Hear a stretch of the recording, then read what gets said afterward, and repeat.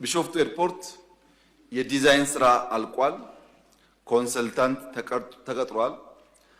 ነገር ግን ከፋይናንስ ጋር የሚያያዝ ጉዳይ የሚያስነሳው አንዱ አርሶ አደሮች ለዚህ ልማት ስፍራቸውን ሲለቁ እነሱን የምናስተናግድበት መንገድ የራሱ የሆነ ችግር ነበረበት ከዚህ ቀደም።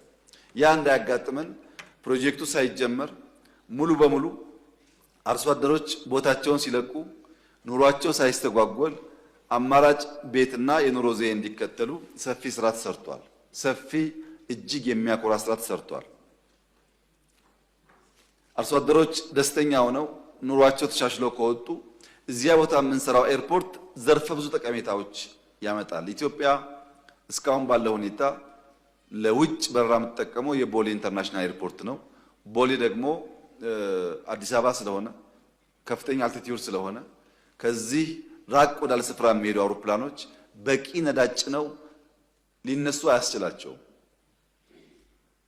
እና የግድ ዋሽንግተን የሚሄድ አውሮፕላን ደብሊን አርፎ ነዳጅ መቅዳት ይጠበቅበታል። አሁን የመረጥነው ቦታ እነዛን ችግሮች የሚፈታ ነው። በቂ ነዳጅ ነው። በአንድ ጊዜ ረዘም ያለ ቦታ መጓዝ ይችላሉ። በመውረድና በመውጣት ያለውን ኮስት ያው መገመት ይቻላል።